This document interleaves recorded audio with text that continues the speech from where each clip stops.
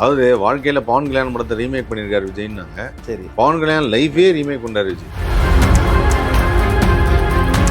ஐயோ அந்த படத்தை தெரியாமல் லீக் பண்ணிட்டாங்க, அந்த ப்ரொடியூசருக்கு நஷ்டீடுக்கான ஒரு படம் வந்து பண்ணித்தரேன் அப்படின்னு சொல்லி அந்த ரீசன் சொல்கிறதுக்காக தான் இவ்வளோ விஷயம் பண்ணியிருக்காரு. ஒருவேளை பிஜேபி ஐடியா கொடுத்துக்கலாம், நீங்கள் போய்ட்டு வேணா இன்டெரக்டாக ரிலீஸ் பண்ணிக்கங்க அப்படின்னு சொல்லி நீங்களே பண்ணுற மாதிரி பண்ணிக்கங்கன்னு சொல்லியிருக்கலாம். மாட்டு கட்சி வரணும்னு நினைக்கிறவங்களுக்கு இப்போ நாம் தமிழர் கட்சி தான் 3வது அணியில் இருக்கு. ஓகே.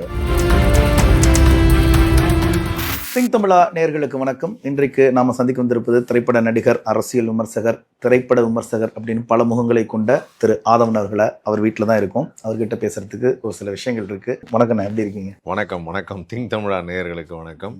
அது என்ன அரசியல் விமர்சகர்? நான் இப்போ அரசியல் விமர்சகர். நீங்க பண்றதே, நீங்க வந்து சாதாரண விஷயத்தை விமர்சிக்கும் போது அதுல ஒரு அரசியல் நெடி இருக்குது. அதனாலதான் உங்களை அரசியல் விமர்சகர் அந்த கேட்டகரிக்குள்ள கொண்டு வந்துடலாம் அப்படின்னு நாங்க முடிவு பண்ணிட்டு வந்த இன்டர்வியூல இருந்து. நீங்க ரொம்ப அழுத்தம் திருத்தமா கடந்த சில நாட்களா ஜனநாயகன் லீக்குக்கு அப்புறம் இது வந்து திட்டமிட்டு விஜய் செய்த ஒரு சதிதான் அப்படிங்கிற மாதிரியே நீங்க நிறைய விஷயங்களை பதிவு பண்ணிருக்கீங்க. எந்த அடிப்படையில, எந்த ஆதாரத்தின் அடிப்படையில இந்த ஜனநாயகன் ரிலீஸ் அப்படிங்கிறது விஜயனுடைய சம்மதத்தோட தான் நடந்திருக்கு அப்படிங்கிறத நீங்க உறுதிப்படுத்துறீங்கன்னு தெரிஞ்சு. இந்த படம் ரிலீஸ் ஆனா யாருக்கு ஆதாயம், ரிலீஸ் ஆனா யாருக்கு நஷ்டம்? ரிலீஸ் ஆனா விஜய் தரப்புக்கு ஆதாயம். யாருக்கு நஷ்டம்? நஷ்டம்னா அதாவது இவர்கிட்ட ஃபோக்கஸ் நிறைய போயிடுங்கிறது அரசியல் கட்சிகளை பொறுத்த வரைக்கும். மற்ற எல்லா கட்சிகளுக்கும் அது மிகப்பெரிய ஒரு நஷ்டம். ஓகே. ஸோ அப்போ அவங்க யாரும் ரிலீஸ் பண்ணியிருக்கிறதுக்கான வாய்ப்பு கிடையாது. இப்போ நம்ம எலெக்ஷன் கிட்டத்தட்ட நெருங்கிருச்சு. அவங்க வந்து கொஞ்சம் அதை பூஸ்ட் பண்ணுறதுக்காக இதை பண்ணலாமா அப்படின்னு யோசிச்சிருக்கலாம். என்ன பண்ணுறதா யூடியூப்ல ரிலீஸ் பண்ணிருக்கலாம். யூடியூப் மட்டும் தான் சென்சார் கிடையாது. இந்த எச்ராஜா ஒரு படம் பண்ணார் இல்லையா, கந்தன் மலைன்னு, அந்த படத்தை டேரக்டா யூடியூப்ல வெளியிட்டாரு. விஜய் யோசிச்சிருப்பாரு, நம்மளும் யூடியூப்ல ரிலீஸ் ஆனால் அப்புறம் வந்து எச்ராஜாவுக்கும் நமக்கும் ஒரே மாதிரி ஆகிடும், அதனால அது பண்ணக்கூடாது அப்படின்னு சொல்லி கொஞ்சம் வேற விதமாக அதை ஹேண்டில் பண்ணலான்னு பண்ணி. இவ்வளோ ஒரு 500 கோடி ரூபா பட்ஜெட் உள்ள ஒரு திரைப்படத்தை வெளி வந்துருச்சு. அதுக்கு காரணம் எதிர்கட்சி தானே ஆதவ் சொல்றாரு. விஜய் இதை சரியா அரசியல் ஆக்கி இருந்திருக்கலாம்ல. அவர் எதங்க கண்டுகிட்டாரு? எது நடந்தாலுமே கண்டுகிட்டது இல்லை. 41 பேர் இறந்தப்பையும் பெருசா அதுக்கு பெரிய விமர்சனம் கொடுத்ததில்ல. எது நடந்தாலுமே விஜய் வந்து ஒரு அறிக்கை விடுறதோ, இதுக்கு நான் வருத்தம் தெரிவிக்கிறேங்கிறதோ அதெல்லாம் எதுவுமே பண்றதே கிடையாது. இவர் எப்படியும் அடுத்தது படம் நடிக்க வருவாருன்னு நான் மட்டும்தான் ஃபர்ஸ்ட் உமாபதி நான் சொன்னாரு. சரி, ஓகே, மூத்த பத்திரிகையாளர். அதுக்கப்புறம் தொடர்ந்து நான் சொன்னேன் கண்டிப்பா ஒரு படம் நடிக்க வந்துருவாரு அப்படின்னு. இப்போ திரும்ப நடிக்க வந்தா நீங்க யாரும் கேள்வி கேட்க கூடாது இல்ல. என்னங்க இதான் கடைசி படம், நீங்கள் இப்போ நடிக்க வந்துட்டீங்க அப்படின்னு.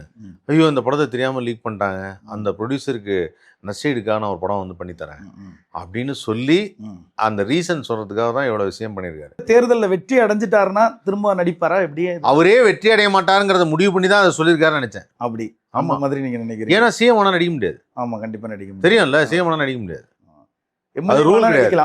எம்எல்ஏ ஆயிட்டாருன்னா நடிக்கலாம். எம்எல்ஏ ஆயிட்டா நடிக்கலாம். ஓகே, அப்ப நடிக்கிறதுக்கான வாய்ப்பு. டெபுட்டி சிஎம் வரைக்கும் நடிக்கலாம். Okay, okay. பவன் கல்யாணம் நடிக்கிறார்ல, ஓகே, அது மாதிரி. அந்த படத்தை வெளியிடாமல் இருந்ததற்கு பிஜேபியினுடைய கை இருந்ததுன்னு நினைக்கிறீங்களா? என்ன தணிக்கைத்துறை அவங்க கையில தான் இருக்கு. ஆமா, சென்ட்ரல் போர்ட் ஆஃப் ஃபிலிம் சென்சாருங்கிறது சென்ட்ரல் கவர்மெண்டோடது தான். தணிக்கைத்துறை அவங்க கையில இருந்தது. இந்த படம் வந்து இவர் அரசியல் கட்சி ஆரம்பிச்சதுக்கு அப்புறம் இவர் எல்லாரையும் எதிரியா சம்பாதிச்சுக்கிறாரு. இவர் சொல்றதுதான் திமுக எதிரிங்கிறாரு. அப்புறம் நான் அப்பயே சொன்னேன், பிஜேபி எல்லாம் ஒரு மனுஷனோட மதிக்க மாட்டேங்கிறாருன்னு. அவங்க மனுஷனா மதிக்கிறதுக்கு என்ன பண்ணுமோ அதெல்லாம் பண்ணிட்டாங்க. ஓகே, வாங்க அப்படின்னு சொல்லி ஒருத்தர் வந்து எனக்கு உடம்பு சரியில்லை, எனக்கு நீங்க வாந்தி வருது, எனக்கு நீங்க வந்து வயிறு சரியில்லை இப்படிலாம் சொல்லி, அதாவது வாழ்க்கையிலேயே சென்ட்ரல் போர்ட் செஞ்சாலும் அதெல்லாம் சொன்னதே விஷயங்கள் எல்லாம் முதல் முறை தணிக்கைத்துறை பண்றத இல்ல, அதெல்லாம் சொன்னதே கிடையாது. அப்படி சொல்லியிருந்தா அந்த படத்துக்கு மட்டும் தான் இருந்திருக்கு. அதுக்கப்புறம் 15 படம் சென்சார் ஆயிருக்கு, 20 படம் சென்சார் ஆயிருக்கு. எதுக்குமே அதெல்லாம் சொன்னதில்லை. Okay, okay. சோ அதெல்லாமே வந்து ஒரு அரசியல் தலையீடு இருக்கும். பாஜகவினுடைய சொல் பேச்சு கேட்டு தான் இவர் செயல்படுறாருன்ற ஒரு குற்றச்சாட்டு ஒன்று இருக்கு. இருக்கலாம், அதுல உண்மை இருக்குன்னு நீங்க நினைக்கிறீங்களா? இருக்கலாம். ஏன்னா உண்மையா இருந்துச்சு இல்ல, அது உண்மை இருக்கிறதுக்கான ஒரு ஸ்டேட்மெண்ட் சொல்றேன். நம்ம அவரு செங்கோட்டையன் வந்து ஒரு ஸ்டேட்மெண்ட் ஒன்று கொடுத்திருந்தாரு. விஜய் வந்து திமுக கூட்டணியில் இருக்கும் திருமாவளவன் ஓட்டை மட்டும்தான் பிரிப்பார், என்டிஏ கூட்டணியோட ஓட்டை அவர் பிரிக்கவே மாட்டார். அப்ப இன்டைரக்டா என்ன சொல்ல வர்றாருன்னா, என்டிஏ ஓட்டை வந்து அவர் பிரிக்க மாட்டார் அப்படின்னா அவர் வந்து இல்ல அவங்களுக்குலாம் சப்போர்ட் பண்ணுவாரு அப்படின்னு சொல்லியிருக்காரு. அதுல இருந்தே தெரியுது அவங்க வந்து பிஜேபியோட தலையிட மாட்டாங்க. விஜய் பிஜேபியோட இணக்கமா தான் இருக்காரு அண்டர் கிரவுண்ட்ல அப்படிங்கிற ஒரு குற்றச்சாட்டு உண்மை அப்படின்ற பட்சத்துல விஜய்க்கு இந்த படத்தினுடைய ரிலீஸ் இப்ப அவசியம். தேர்தலுக்கு முன்னாடி மக்கள்கிட்ட அந்த கருத்துக்களை கொண்டு போய் சேர்க்கணும்னா பிஜேபி துணையோட லீகலாவே ரிலீஸ் பண்ணிருக்கலாம். எப்படிவா பண்ணுவாங்க? கூட்டணி கட்சியில வந்து இருந்தா தானே அதை பண்ணுவாங்க. இப்ப நீங்க பிஜேபி ஏடிஎம்கேவோட கூட்டணி வந்துருச்சு. சரி, ஏன் அந்த மாதிரி வந்து இவரே எதிர்கட்சி ஆயிட்டாரு, இன்னொரு கட்சி ஆயிட்டாரு. எப்படி இந்த கட்சியை அவங்க சப்போர்ட் பண்ணுவாங்க? வெளிப்பார்வைக்கு ஒரு வெளி கட்சியா இருக்கலாம், தனி கட்சியா இருக்கலாம். அதத்தானே இல்லங்க, அவருடைய வாக்குகளை பிரிக்கிறாரு. அதுக்காகத்தான் விஜய தனித்து நிற்க வச்சது பிஜேபின்ற ஒரு குற்றச்சாட்டு. ஆமா ஆமா. டிஎம்கே வாக்குகளை பிரிக்கணும் அப்படின்னா, ஜனநாயகன் படம் ரிலீஸ் ஆச்சுன்னா இன்னும் கூடுதலான டிஎம்கே வாக்குகளை பிரிக்கிறதுக்கான சாத்தியம் விஜய்க்கு இருக்கா இல்லையா? சரி, அந்த படத்தை as per the rule release பண்ண முடியாது. அப்ப பிஜேபி பண்ணாலுமே கேள்வி கேட்பாங்க. சரி, ஓகே. அப்ப அது பிஜேபிக்கே பேக் ஃபயர் ஆயிடும். அப்ப என்ன பண்றாங்கன்னா, பிஜேபி இதை பண்ணாதேன்றாங்க. ஒருவேளை பிஜேபி ஐடியா கொடுத்துக்கலாம், நீங்க போயிட்டு வேணா இன்டைரக்டா ரிலீஸ் பண்ணிக்கங்க அப்படின்னு சொல்லி நீங்களே பண்ற மாதிரி பண்ணிக்கங்கன்னு சொல்லிருக்கலாம். பிஜேபி வந்து கூட்டணி வச்சிருந்து, சப்போஸ் கூட்டணி வச்சிருந்து எலெக்ஷனுக்கு முன்னாடியே கூட்டணிலாம் சொன்னா அந்த படம் அந்த கூட்டணி வச்சதுல இருந்து 4 நாள்ல ரிலீஸ் ஆயிருந்திருக்கும். ஆனாலும் ஒரு கூட்டணி வைக்கலன்னு எடுத்துக்கலாமா? படம் ரிலீஸ்க்காகவோ இல்ல வேற சுய லாபத்துக்காகவோ விஜய் பிஜேபியோட கூட்டணி வைக்கலன்னு எடுத்துக்கலாமா? நீங்க சொல்றதுல இருந்து கேட்கிறேன். சுயலாபத்துக்காக கூட்டணி வைக்கல. ஏன்னா இப்ப அவர் ஆரம்பத்திலேயே ஃபர்ஸ்ட் என்ன சொல்லிட்டாருன்னா, பேசும்போது நான் யாரோடையும் வந்து எனக்கு இந்த காவி சாயம்லாம் பூச பாருங்க, விழுப்புரம் மாநாட்டில் பேசும்போதே பேசியிருப்பாங்க. கண்டிப்பா. ஆனா விஜய் வந்து கூட்டணி வச்சிருந்தாங்கன்னா பிஜேபி அதிமுக ஒதுக்கியிருப்பாங்க. பிஜேபி அதிமுக ஒதுக்கிட்டு விஜய்க்கு நிறைய இம்பார்ட்டன்ஸ் கொடுக்கணும்னு சொல்லி அவங்க முடிவு பண்ணியிருப்பாங்க. அதாவது வாழ்க்கையில பவன் கல்யாண் படத்தை ரீமேக் பண்ணியிருக்காரு விஜய்னாங்க. சரி, பவன் கல்யாண் லைஃபே ரீமேக் பண்றாரு விஜய். சைக்கிள் ஓட்டுற வரைக்கும் எல்லாமே, ஸ்டேஜில் பேசுறது, ஸ்டேட்மெண்ட் கொடுக்கறது, சைக்கிள் ஓட்டுறது, இளநீ வெட்டி குடிக்கிறது எல்லாத்தையுமே பண்றாரு. எனக்கு தெரிஞ்சு அடுத்தது போய் பெட்ல படுத்துப்பாருன்னு நினைக்கிறேன். நடந்தாலும் நடக்கும், சொல்ல முடியாது. நேராக போய் பெட்ல படுத்துட்டு எனக்கு உடம்பு சரியில்லை அப்படின்னு நினைக்கிறேன். அந்த ஒரு ஸ்டண்ட் தான் இன்னும் பண்ணல. எனக்கு தெரிஞ்ச சைக்கிள் ஓட்டும்போது கீழே விழுந்தானா அதை செஞ்சிருப்பாரு. விஜய் வழி நடத்துவதற்கு சரியான ஆட்கள் இல்லைன்னு நினைக்கிறீங்க? கிடையாது, சுத்தமாக கிடையாது. எந்த அறிவார்ந்த பர்சனும் அங்கே இல்லை. புஷி ஆனந்த கூட வச்சுக்கிட்டுலாம் வந்து ஒரு அரசியல் நடத்தலாம்னா ஒன்றுமே பண்ண முடியாது.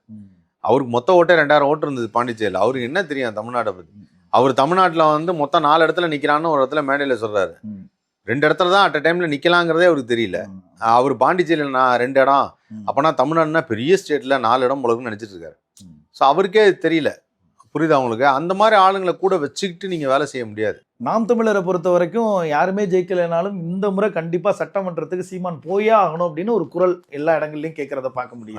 கண்டிப்பாக நீங்களுமே அதுக்கு ஒத்துப்பீங்கன்னு நினைக்கிறேன். இல்லை, அவர் வந்து பார்த்தீங்கன்னா எந்த காலத்துலையும் யாரோடையும் கூட்டணி கிடையாது, தனித்து தான் போட்டிடுறாரு. அவருக்குன்னு ஒரு கொள்கை வச்சிருக்காரு, அதில் ரொம்ப தெளிவாக இருக்காரு. அது எப்பவுமே அதை பண்ணிட்டு இருக்காரு. அவருடைய முயற்சி வந்து இந்த தடவை வெற்றி அடைஞ்சா சந்தோஷம். நம்ம தமிழ்நாட்டில் திராவிட கட்சிகள் நிறையா இருக்கிறாங்க. இவங்க 2 பேரும் தேர்ந்தெடுத்து ஒன்று பண்ணீங்க. ஆனால் அந்த ஸ்விட்சிங் இருக்குல்ல, அதுவே தப்பு. இத்தனை வருஷம் அரசியலில் எல்லாருமே அவங்களுக்கு வந்து இன்னும் மேலே வரலன்னு சொல்லிட்டு இருக்காங்க. அது வர்றதுக்கு தொடர்ந்து ஒரு வாய்ப்பை வந்து நம்ம கொடுக்கணுமே.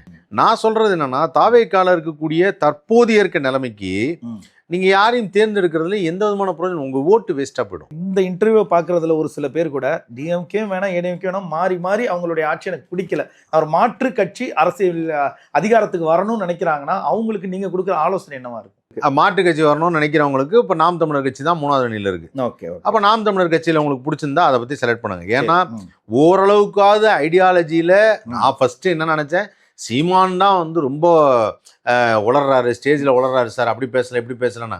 விஜயெல்லாம் பார்க்கும்போது சீமானெல்லாம் எவ்வளோ பெட்ரு, அவராவது நிறையா தெரிஞ்சுக்கிட்டு பேசுறாரு, இவர் எதுவுமே தெரியாமல் பேசுறாரு இருக்கு. சரி, இப்போ நீங்கள் என்னன்னா ஹூ இஸ் பெட்டர் தான். இவருக்கு அவர் பெட்டரா, அவருக்கு இவர் பெட்டராங்கிற மாதிரி தான். அப்போ இவருக்கு அவரே பெட்ரு. சரி, ஓகே. அவர் நாம் தமிழர் கட்சி சீமானே பெட்டர் தான். புரியுதா உங்களுக்கு? அப்போ நீங்கள் உங்களுக்கு தேர்ந்தெடுக்கணும்னு ஆசைப்பட்டா நீங்கள் அங்கே தேர்ந்தெடுங்க. சரிண்ணா, நன்றி. Thank you so much.